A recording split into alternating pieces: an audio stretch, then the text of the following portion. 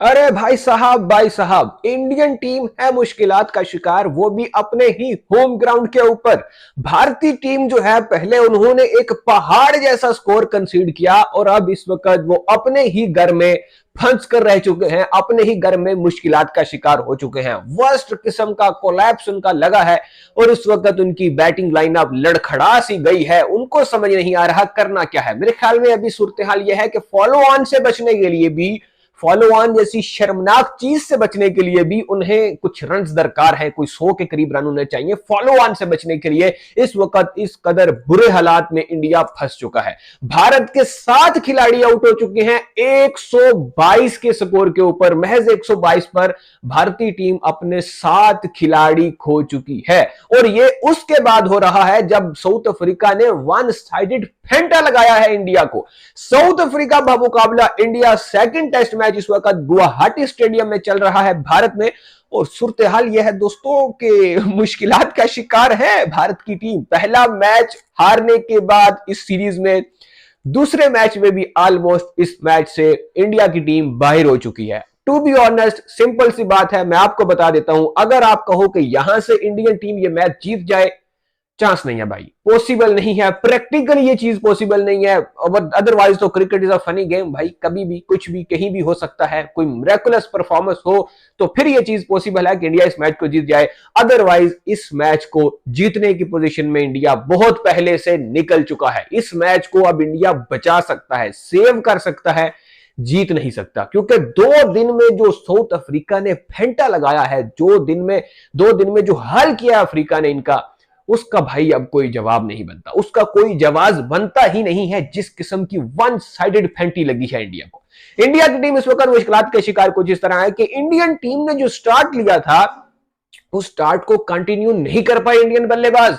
Indian batting lineup ऐसे गिरी है जैसे रेत की दीवार। भाई साहब ऐसा शानदार किस्म का स्टार्ट प्रोवाइड किया यशस्वी जायसवाल ने इनको कि 95 पर एक खिलाड़ी आउट था और 122 पर इनके 7 खिलाड़ी आउट हो गए। तो ये शर्म का मुकाम है, ये शर्म का मुकाम है इंडियन मिडिल ऑर्डर के लिए, इंडियन बैटिंग लाइन के लिए।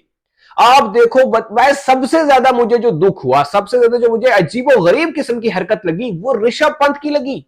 और भाई साहब ऋषभ पंत, आप कप्तान हो इस मैच के लिए, आपको कप्तान की जिम्मेदारी दी गई है और आप ऐसी यूजलेस किस्म की थर्ड क्लास किस्म की शॉट खेलकर आउट हो रहे हो। आप अटैक के लिए जा रहे हो, आपकी टीम की लंका लगी पड़ी है, 4-5 विकेटें गिरी हुई हैं, आप भाई साहब 2 कदम बाहर निकल के फास्ट बॉलर को अटैक करने जा रहे हो। मार्को येंसन ने भाई उड़ा के रख दिया, पूरी की पूरी बैटिंग लाइन ही उड़ा के रख दिया मार्को येंसन ने। अब इससे आगे क्या मतलब भाई साहब आप कप्तान हो, कप्तान का काम है जिम्मेदारी के साथ खेलना, आप इस किस्म की हरकतें कर रहे हो। ध्रुव युरैल साहब जो हैं वो भाई वही अजीबोगरीब हरकत जो उन्होंने पिछले मैच में की थी वही उन्होंने इसे मैच में भी कर दी। वो तो अलग बात है भाई, उस बंदे का कैच भी बड़ा लेवल का पकड़ा गया है। ध्रुव युरैल चलो उसका इतना कसूर नहीं है जितना उसका कैच पकड़ा गया। भाई साहब मार्करम ने हवा में लटक के कैच पकड़ा है।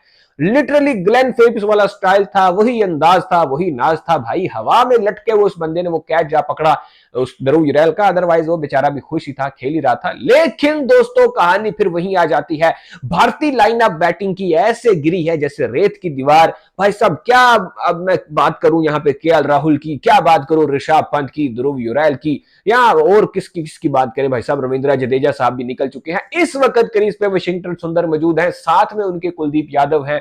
उम्मीद है ये कुछ भारत को हजीमत से बचा ले, कुछ इस तरह तक उस सिचुएशन तक मैच को ले जाएं कि मैच थोड़ा सा इंटरेस्टिंग हो।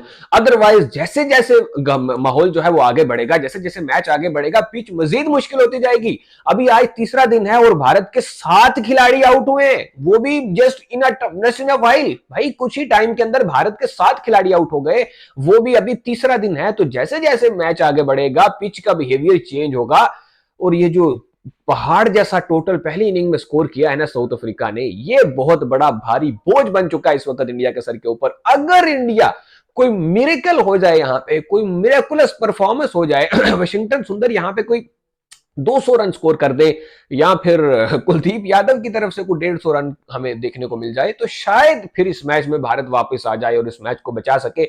अदरवाइज इस मैच की कहानी बड़ी ही बदल चुकी है। इस मैच में अब मुश्किलात का शिकार है भारत की टीम अपने ही घर में। पहला मैच ये हार चुके हैं, अपनी मर्जी के विकेट बना के हार चुके हैं, अपनी मर्जी के स्पिन ट्रैक बना के इनको फंसा दिया था अफ्रीका ने। और अब इस मैच में इन्होंने अपनी मर्जी की बैटिंग विकेट बनाई। इन्हें लगा था कि टॉस जीतेंगे, 2 दिन बल्लेबाजी करेंगे, ढेर सारे रन स्कोर कर देंगे, अफ्रीका मुश्किल में आ जाएगी, हम खेल जाएंगे।